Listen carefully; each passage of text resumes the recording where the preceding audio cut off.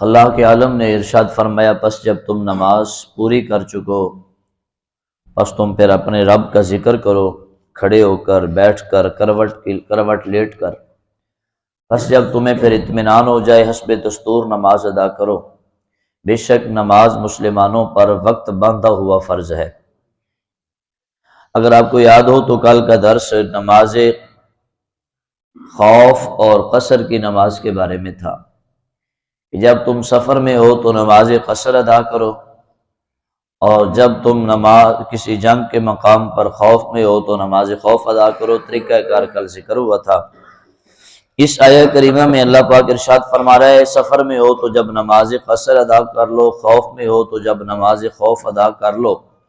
نماز ادا کرنے کے بعد اب تم کثرت سے اپنے رب کو یاد کرو، ذکر کرو جتنا کر سکتے ہو، قیام و قعود و علی جنوبکم۔ یاد رہے وحدہ لا شریک نے بیٹھتے ہوئے، کروٹ لیتے ہوئے، ہر حال میں ہمیں چاہیے۔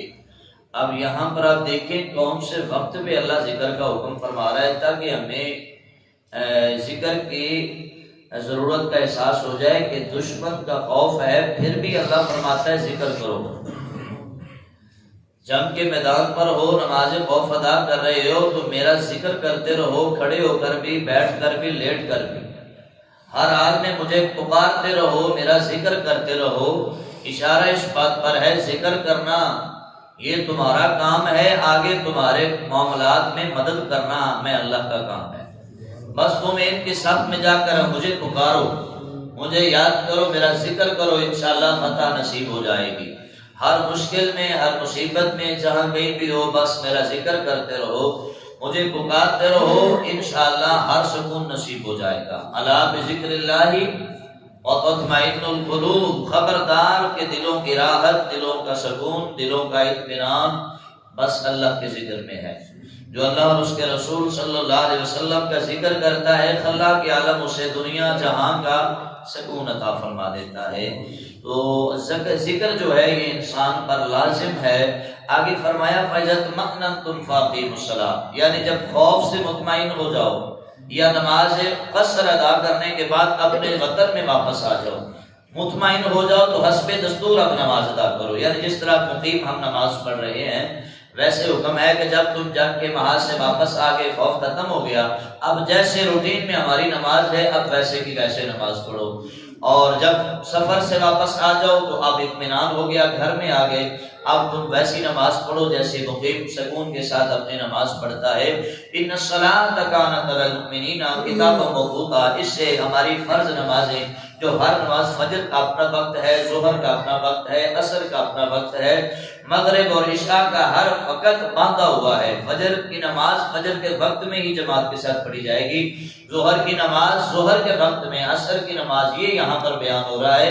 نظام الاوقات کا ذکر ہو رہا ہے کہ اپنے وقت میں ہم تمہیں یہ نماز فرض کی گئی ہے، اس کو ادا کرو اور میرا ذکر کرتے رہو، انشاءاللہ اللہ دنیا اور آخرت کی کامیابیاں نصیب فرمائے گا۔ افسوس کہ آج ہمیں ذکر کی فرصت نہیں ملتی۔ بیڑا گھر تو اس موبائل کا جب سے ہی آیا ہے تو یہ قیام و قعود و جنوب، یعنی کھڑے ہو کر بھی ہم موبائل میں، بیٹھ کر بھی ہم موبائل میں، لیٹ کر بھی ہم موبائل میں، تو ہماری ذکر کی جگہ اس موبائل پر وقت نے لے لی۔ ہمارے نوجوان یا ہم کھڑے ہیں تو بھی ہمارے ہاتھوں میں موبائل ہے، ہم بیٹھے ہیں تو بھی ہمارے ہاتھوں میں موبائل ہے، ہم لیٹے پڑے ہیں تو یہاں تک کہ رات کے 2 بجے تک بھی ہمارے ہاتھوں میں موبائل ہے، یہاں تک کہ صبح اذان ہو رہی ہوتی ہے پھر بھی ہمارے ہاتھوں میں موبائل ہے۔ تو اس موبائل نے ہمیں ذکر کرنے سے محروم کر دیا۔ اللہ اس فتنے سے ہمیں محفوظ فرمائے اور ہمیں اپنا ذکر کرنے کی اللہ کی عالم توفیق عطا فرمائے۔ ذکر کرنے میں ہی راحت ہے، ذکر کرنے میں ہی بقا ہے۔ انسان کو بیماری، کیونکہ انسان جب اللہ کو پکارتا ہے نا، اللہ، حدیث رسول صلی اللہ علیہ وسلم ہے جب بندہ محبت سے اپنے رب کو یا اللہ کہہ کر پکارتا ہے نا، اللہ اس بندے کی طرف نظر رحمت فرماتا ہے، اللہ اس بندے کی طرف نظر رحمت فرماتا ہے۔ اور جس کی طرف میرا اللہ ایک دفعہ نظر رحمت فرمائے نا، پیارے آقا نے فرمایا اس کے سارے گناہ جل کر بسر ہو جاتے ہیں۔ جو ایک دفعہ یا اللہ کہہ دے محبت کے ساتھ، پیار کے ساتھ۔ آج میں بھی دیکھا کہ میں نے کتنا ذکر کیا تو میں نے خود کو اس معاملے میں زیرو پایا کہ میرے پاس تو وقت ہی نہیں ہے ذکر کا، میں نے تو کیا ہی نہیں۔ ہر بندہ دیکھے کہ اس قرآن کے اس آیت کی روح سے کہ میں نے اپنے رب کو کتنا پکارا ہے، میں نے اپنے رب کا کتنا ذکر کیا ہے. میرا اللہ تو اٹھتے بیٹھتے ہوئے ہمیں عطا فرما رہا ہے. ہم اٹھ رہے ہیں تو اٹھنے کی طاقت دے رہا ہے, ہم بیٹھ رہے ہیں تو بیٹھنے کی طاقت دے رہا ہے, ہم لیٹ رہے ہیں تو لیٹنے کی طاقت دے رہا ہے. ورنہ آج بھی ایسے افراد ہیں جو کھڑے ہیں تو بیٹھ نہیں سکتے, جو بیٹھے ہیں تو اٹھ نہیں سکتے, جو اٹھے ہیں تو لیٹ نہیں سکتے, جو لیٹے ہیں تو وہ بیٹھ نہیں سکتے. آج بھی ایسے لوگ ہیں, لیکن جو بیٹھے ہیں تو اٹھ نہیں سکتے, جو دیکھ رہے ہیں تو کچھ نہیں دیکھ رہے. اللہ پاک نے ہر طرح کی مخلوق رکھی ہے, لیکن اس کا کرم ہے وہ بیٹھنے کی شکت بھی دے رہا ہے, کھڑے ہونے کی پاور بھی دے رہا ہے, لیٹنے کی راحت بھی دے رہا ہے, آرام کی نیند بھی دے رہا ہے. یعنی ہر پل میں ہر جگہ پر ہمیں وہ اپنی نعمتیں دے رہا ہے. لیکن اس کے مقابلے میں ہم کتنا اس کو یاد کر رہے ہیں, اس کے مقابلے میں ہم کتنا اپنے رب کو یاد کر رہے ہیں. یہ ہم میں سے ہر بندے کا فرض بنتا ہے ابھی خلوت میں جا کر وہ تھوڑا سا سوچے تو صحیح کہ ہم نے اپنے رب کو کتنا وقت دیا ہے. وہ ہمارا رب جو ہر وقت ہمیں اپنی محبت نوازتا ہے, اپنا پیار دیتا ہے, اپنی راحت دیتا ہے, اپنا سکون, اپنا انعام دیتا ہے, اپنی نعمتوں سے ہمیں مالا مال کرتا ہے. اگر ایک پل کے لیے ہمیں تکلیف ہو جائے نا, گھٹنوں میں اٹھنا بیٹھنا مشکل ہو جائے تو ہماری زندگی حرام ہو جاتی ہے. ہم کوئی ڈاکٹر نہیں چھوڑتے, یہاں تک کہ ہمیں جتنا سفر کرنا پڑے, جتنا کچھ کر, ہم کہتے ہیں ڈاکٹر صاحب جتنا پیسہ لینا لے لو, بس ہمیں سکون آنا چاہیے. میں صحیح کہہ رہا ہوں جی؟ یہ ہم کہتے ہیں جتنا پیسہ لینا لے لو پر ہمیں سکون آنا چاہیے.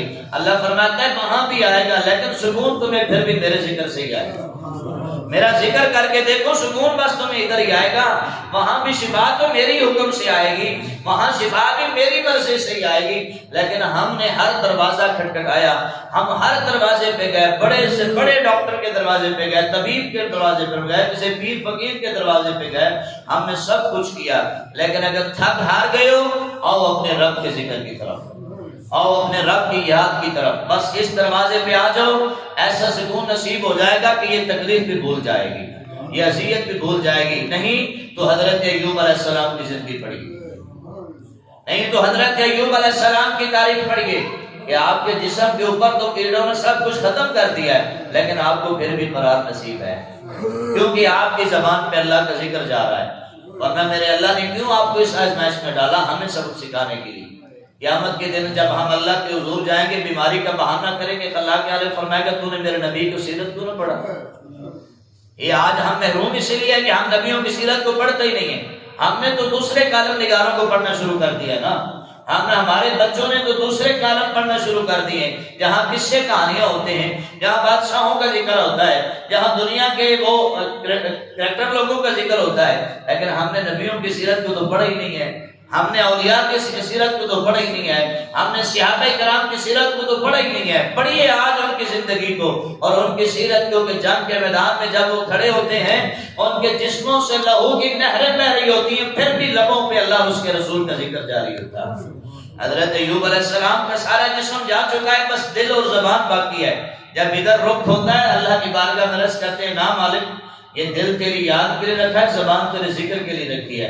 ادھر کچھ نہ آئے باقی کچھ نہ رہ جائے, بس دل سلامت رہنا چاہیے اور زبان سلامت رہنی چاہیے, تاکہ زبان سے میں تجھے پکارتا رہوں اور دل میں تیری یاد رکھتا رہوں. بس اتنی بات تھی کہ میرے اللہ نے آپ کو شفا یاب فرما دیا. میرے بھائیوں, بزرگوں, نوجوان دوستو, آج کسی بھی مرض میں مبتلا ہو تو آئیے اپنے رب کے ذکر کی طرف. کسی بھی آزمائش میں مبتلا ہو آئیے رب کے ذکر کی طرف. کسی تکلیف میں مبتلا ہو آئیے رب کے ذکر کی طرف. تھک گئے اور دنیا کے چکر لگا لگا کے تو اپنے رب کی رحمت کے پاس, انشاءاللہ ہر مشکل کا حل نصیب ہوگا, ہر راحت نصیب ہوگی, ہر تکلیف سے شفا نصیب ہوگی. آئیے اپنے رب کے ذکر کی طرف اور اپنے رب کو جتنا پکار سکتے ہو پکارو. جس دن میرے اللہ نے نظر رحمت فرما دی, ہر شے ختم ہو جائے گی, ہر اذیت سے آپ نکل جائیں گے, ہر بیماری سے آپ کو شفا نصیب ہو جائے گی. جانا چاہیے نبیوں کے ساتھ, جانا چاہیے لوگوں کے پاس, لیکن رب کے ذکر کے بعد, رب کو یاد کرنے کے بعد, اللہ سے اس کی شفا مانگنے کے بعد. پہلے آئیں نماز پڑھیں, نماز پڑھنے کے بعد رب کے حضور معافی مانگے, پھر ذکر کرتے ہوئے رب سے دعا مانگے, مالک مولا تیرے بندے کے پاس تیری شفا مانگنے جا رہا ہوں, تیرے بندے کے پاس دوا لینے جا رہا ہوں تاکہ تو مجھے شفا عطا فرما. چونکہ وسیلہ تو کوئی نہ کوئی بنتا ہے, اللہ پاک ہمیں انشاءاللہ شفا عطا فرمائے گا اس کے ذکر کے بعد, اس کی یاد کے بعد. تو آئیے آج اپنے نبی سے رابطہ جوڑ لیجئے, اپنے خدا سے رابطہ جوڑ لیجئے. انشاءاللہ ہماری ہر مشکل کا ہمیں حل نصیب ہوگا۔ باہر رونے پیٹنے سے کچھ نہیں آپ کا بنے گا، لوگوں کو بتانے سے کچھ نہیں ملے گا، تنہائی میں بیٹھ کر اپنے رب کو یاد کر لیجئے۔ پھر بھی دل سخت ہے تو آج ترکی کی حالت کو دیکھ کر پھر اپنے رب کو دل میں پکار لیجئے۔ اگر دل سخت ہے نا، ترکی کے حالات دیکھ لیں، وہاں پر ویڈیوز دیکھ لیں، کتنی عمارتیں ختم ہوئی اور کتنے لوگ 8-9 ہزار سے اوپر کے لوگ دنیا سے چل بسے، ان لوگوں کو دیکھ لیں اگر پھر بھی دل سخت ہے۔ بلڈنگ کے تلے چھوٹے چھوٹے بچے جو ملبے کے نیچے ہیں، ایک 15 سال کی بیٹی کو پوری رات باپ اس کا ہاتھ پکڑ کر کس طرح بیٹھا رہا، جب وہ دنیا سے بھی چلی گئی ملبے کے نیچے بس اس کا ہاتھ نکلا ہو اور باپ اس کا ہاتھ پکڑ کر پوری رات بیٹھا رہے، افسردہ نگاہوں سے آنکھوں سے آنسو بہاتا رہے، اور اس کے دل پر کیا بیتی۔ اگر اتنا بھی سخت دل ہے تو ان ویڈیوز کو دیکھ لیں۔ پھر بھی اگر دل سخت ہے تو اس بچے کو دیکھ لیں جس کا آدھا حصہ ملبے میں، آدھا حصہ باہر ہے، نیچے باپ دیکھ کر کہتا ہے بیٹا کلمہ پڑھو، بیٹا کلمہ پڑھو، تلقین صبر کے ساتھ کرتا رہے۔ اگر دل سخت ہے تو ان حوال کو دیکھو، انشاءاللہ تمہارے دلوں میں نرمی آ جائے گی۔ اس سے پہلے وہ وقت ہم پہ آ پہنچے، آئیے اپنے رب کی ذکر کی طرف، آئیے توبہ اور استغفار کی طرف، انشاءاللہ ہمارے لیے آسانیاں پیدا ہو جائیں گی۔ اللہ پاک کی بلند بارگاہ میں دعا ہے اللہ ہم سب کو ہماری زندگی نصیب فرمائے۔